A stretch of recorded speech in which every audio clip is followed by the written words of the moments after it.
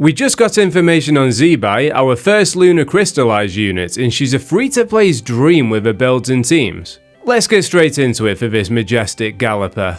In a sentence, when you apply Hydro and Geo to an enemy, Lunar-Crystallize generates free wards near the enemy that deal Geo damage. It's similar to Bloom but Geo turrets instead.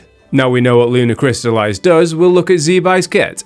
You use a skill to convert her normals to Geo, you spam normals to build up points. When you have enough points, you can consume them to use a special skill that deals Lunar-Crystallize damage. Just think of it as a Lunar-Crystallize version of Knight. You do want to be triggering Lunar-Crystallize a lot though, because without it, her points will be slow to build up, similar to Knight without burning.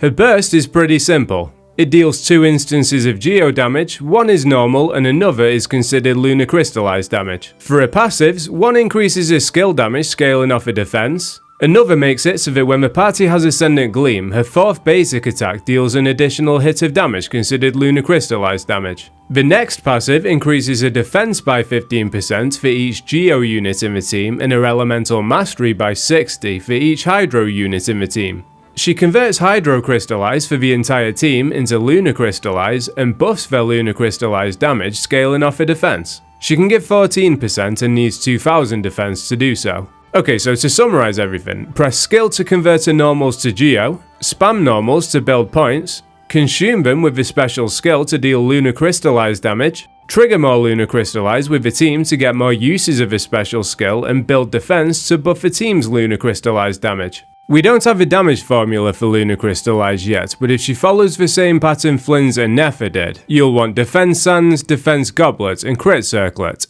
Lock in Elemental Mastery pieces just in case though. For artifacts, you'll want Night of the Skies Unveiling, and I'm not going to recommend any alternatives to be honest, because anything else is just cope. There is good news for those that don't have a 4-piece yet though. As of this current patch, you can craft 2 artifacts from each set every patch instead of just 1. So if you craft 2 this patch and 2 the next patch, you can have a 4-piece before you pull Zibai without even stepping foot in a domain. I wouldn't craft any this early though, just in case there are changes in the beta. I'd wait at least 2 weeks. In terms of weapons, her signature is best with 88 crit damage, 20% defense, and after casting a skill, she gets 64% Lunar-Crystallize damage for 5 seconds. So it's niche and you won't be using it on anyone else, but it does give her everything she wants. For other 5-star options, you have Chiori's Sword. It gives 88 crit damage, 32% normal attack damage, and 48% skill damage. It's not buffing the Lunar-Crystallize damage, but it still buffs almost all of the rest of the kit. It also gives it 20% defense. I wouldn't pull it for Zibai, but it's an option if you have it lying around. Shalona's weapon gives it 82% defense as well as another 16% and 20% Geo damage after using her normals. It also buffs the team's elemental damage by up to 25.6%. Fortunately, there are some solid free-to-play options. Flute of Ezpitzel is probably going to be a lot of people's choice.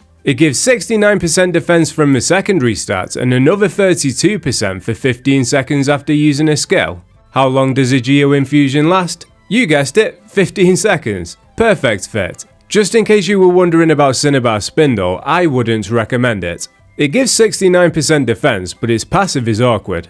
So the way Zibai's special skill works is it deals 2 instances of damage, the first is basic damage, the second is Lunar-Crystallize damage. Cinnabar Spindle increases skill damage but can only occur once every 1.5 seconds and is cleared 0.1 seconds after the skill deals damage. What that means is the initial hit of basic damage is buffed, but the second hit of Lunar-Crystallize damage isn't. There is always Old Reliable Harbinger of Dawn. Keep Zibai above 90% HP and she'll get 46.9% crit damage and 28% crit rate. Let's look at teams so we can find a rider for this noble steed. There are 2 characters worth talking about before anyone else. Those are Columbina and Eluga. Columbina is an off-field sub-DPS and support. She deals Hydro damage and Lunar-Crystallize damage. She also buffs the team's Lunar reaction damage, so Zibai is going to deal more. And she makes it so that the wards from the Lunar-Crystallize reaction itself have a chance to deal extra instances of damage. Eluga is the Lanternrite 4-star. For those skipping Columbina, you'll definitely want to grab this unit, or you could just run them together. So his burst gives 21 stacks and you can get more if you have a Geo construct in the team. When the on-fielder deals Geo damage or Lunar-Crystallize damage, a stack is consumed to buff the damage scaling off Eluga's Elemental Mastery. His passive gives 5% crit rate and 10% crit damage to any instances of Geo damage from anyone in the team, and also gives 50 elemental mastery to the team. Another passive increases the buff from the stacks the more Hydro or Geo members are in the team. Basically, just run them with Hydro and Geo. C4 also gives the on-fielder 200 defense. The last slot is open to a bunch of different characters, but you do want to consider Sustain. Goro has Sustain in his C4 if you have it, and he's going to buff Zibai's defense and Geo damage. The Geo damage buff doesn't benefit the Lunar-Crystallize damage, but she still benefits from it for the rest of the kit. I like the idea of using Xingqiu and going Sustainless. He has damage mitigation and a little healing anyway, a lot of Hydro application, and also gives Columbina some HP from the Hydro Resonance. I'm not sure if Dahlia will be any good, but he's given the Hydro Resonance too, while also giving attack speed to Zibai. This means she's hitting the 4th basic attack quicker for the Lunar-Crystallize attack, and with her going through her attacks quicker, she'll be applying Geo quicker for Lunar-Crystallize reactions. Again, that's just how it looks on paper. I'd need to actually see it before vouching for it, it's just an idea.